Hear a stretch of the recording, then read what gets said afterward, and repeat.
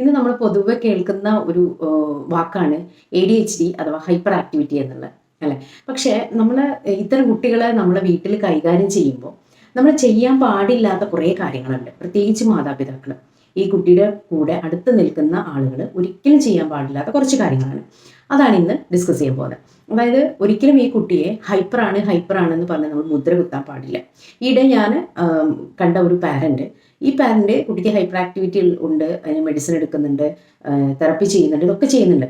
പക്ഷേ വീട്ടിൽ ഈ ഒരു പാരൻറ്റ് ഈ കുട്ടിയെ ഫുൾ ടൈം കുട്ടിക്ക് ഹൈപ്പറാണ് ഇങ്ങനെ മുദ്ര കുത്തിക്കൊണ്ടിരിക്കുക. അതുകൊണ്ട് തന്നെ ഈ കുട്ടിയുടെ സഹോദരങ്ങളൊക്കെ ഇപ്പോൾ ഈ കുട്ടിയോട് പറയാൻ തുടങ്ങി, നിനക്ക് ഹൈപ്പറാണ് എന്നുള്ളത്.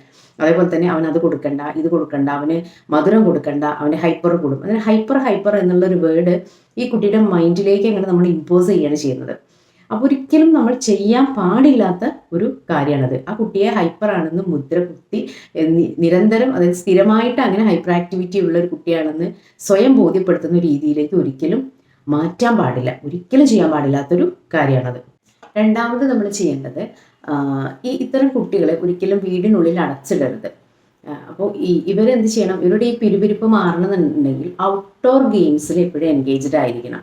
ഇപ്പോൾ സ്കൂളൊക്കെ വിട്ട് വന്നാൽ കുറച്ച് സമയം അവർ മറ്റുള്ള കുട്ടികളുടെ കൂടെ നന്നായിട്ട് കളിക്കണം, ഔട്ട്ഡോർ ഗെയിമിൽ ഏർപ്പെടണം. അപ്പോൾ മാത്രമേ അവരുടെ ആ ഒരു എക്സസ് എനർജി അവിടെ യൂട്ടിലൈസ് ചെയ്യുള്ളൂ. അങ്ങനെ എക്സസ് എനർജി യൂട്ടിലൈസ് ചെയ്ത് കുട്ടിക്ക് മാത്രമേ വീട്ടിനുള്ളിൽ അറ്റൻഷനും കോൺസെൻട്രേഷനും കിട്ടുള്ളൂ. പിന്നെ രാത്രിയിൽ പഠിക്കാനൊക്കെ ഇരിക്കുമ്പോൾ കുട്ടിക്ക് പഠിക്കുന്ന കാര്യത്തിലേക്ക് ശ്രദ്ധ കിട്ടണമെങ്കിൽ ഈ കുട്ടിക്ക് പുറത്ത് കുറച്ച് നേരം എൻഗേജ്ഡ് ആയിരിക്കണം എന്നുള്ളതാണ്. പിന്നെ നമ്മൾ ചെയ്യേണ്ട ഒരു പ്രധാനപ്പെട്ട കാര്യമാണ്, ഇവർക്ക് എന്ത് ഇൻസ്ട്രക്ഷൻ കൊടുക്കുമ്പോഴും ചെറിയ വാചകങ്ങളായിട്ട് ചുരുക്കുക. വലിയൊരു എസ്സേ പോലെ വിശദമായിട്ടൊന്നും ഇവരോട് പറയാൻ നിൽക്കരുത്, അത്രയും ശ്രദ്ധ അവർക്ക് ഉണ്ടാവില്ല. അപ്പോൾ എന്ത് ചെയ്യണം, ചെറിയ ചെറിയ ഷോർട്ടാക്കിയിട്ട് ആയിരിക്കണം ഇവർക്ക് ഇൻസ്ട്രക്ഷൻ കൊടുക്കുക. അപ്പോൾ മാത്രമേ അവർക്ക് ശ്രദ്ധിക്കാൻ കഴിയുള്ളൂ. പിന്നെ ഏറ്റവും ഇമ്പോർട്ടൻ്റ് ആയിട്ടുള്ള കാര്യം എന്ന് പറയുന്നത്, അവർക്ക് നല്ല ശീലങ്ങൾ ഉണ്ടാക്കുക. പ്രത്യേകിച്ചും ദിനചര്യ, ഉറങ്ങുന്നതും എണീക്കുന്നതും പോലെയുള്ള, ഭക്ഷണം കഴിക്കുന്നത് പോലെയുള്ള കാര്യങ്ങൾ അവർ കൃത്യമായിട്ട് ശീലിപ്പിക്കുക എന്നുള്ളത്. അതൊരു ഓർഡർ കൊണ്ടുവരുമ്പോൾ തന്നെ ലൈഫിൽ ഒരുപാട് മാറ്റങ്ങൾ അവർക്ക് ഉണ്ടാക്കാൻ സാധിക്കും.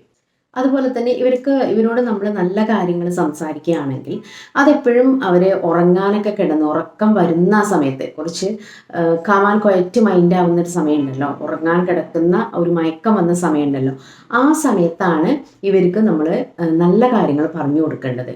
അതായത് പോസിറ്റീവ് സജഷൻ കൊടുക്കേണ്ട സമയം എന്ന് പറയുന്നത് ഈ ഉറങ്ങാൻ കിടക്കുന്ന സമയത്തായിരിക്കണം. അപ്പോൾ അത് മൈൻഡിലേക്ക് ഒരു പോസിറ്റീവ് സജഷനായിട്ട് എടുക്കാൻ അവർക്ക് സാധിക്കും. ഏറ്റവും ഇമ്പോർട്ടൻ്റ് ആയിട്ടുള്ള മറ്റൊരു കാര്യമാണ് ആരോഗ്യപ്രദമായുള്ള ഭക്ഷണശീലം കൊണ്ടുവരിക എന്നുള്ളത്. പ്രത്യേകിച്ചും പ്രോസസ്ഡ് ഫുഡ്, അല്ലെ, പാക്ക്ഡ് ആയിട്ടുള്ള ഫുഡുകൾ, ആഡഡ് ഷുഗറുള്ള ഫുഡ്, ഇങ്ങനെയുള്ള കാര്യങ്ങളൊക്കെ ഒഴിവാക്കുക എന്നുള്ളതാണ്. ഇത്തരം ഫുഡ് കുട്ടികളുടെ ഹൈപ്പർ ആക്ടിവിറ്റി കൂട്ടുമെന്നാണ് പഠന റിപ്പോർട്ടിൽ പറയുന്നത്. ഒരു കുട്ടിക്ക് ഹൈപ്പർ ആക്ടിവിറ്റി ഉണ്ട് എന്ന് പറയുന്നത് വെറുതെ നമ്മളങ്ങ് പറയാൻ പാടില്ല. തീർച്ചയായിട്ടും ഒരു ക്ലിനിക്കൽ ഡയഗ്നോസിസ് അവിടെ ആവശ്യമാണ്. വിദഗ്ധനായിട്ടുള്ള ഒരു ക്ലിനിക്കൽ സൈക്കോളജിസ്റ്റിനെയോ ഡോക്ടറെ ഒക്കെ കാണിച്ചതിന് ശേഷം മാത്രമാണ് ആ കുട്ടിക്ക് ഇത്തരത്തിലൊരു ഹൈപ്പർ ആക്ടിവിറ്റി ഉണ്ടോ, അതൊരു ചികിത്സ ആവശ്യമുള്ളതാണോ എന്നൊക്കെ നമ്മൾ നിർണ്ണയിക്കാൻ പാടുള്ളൂ എന്നുള്ളതാണ് ഏറ്റവും ഇമ്പോർട്ടൻ്റ് ആയിട്ടുള്ള കാര്യം. എല്ലാ ഹൈപ്പർ ആയിട്ടുള്ള ആക്ടിവിറ്റീസും സൈക്കോളജിക്കൽ ആവണം എന്ന് ഇല്ല.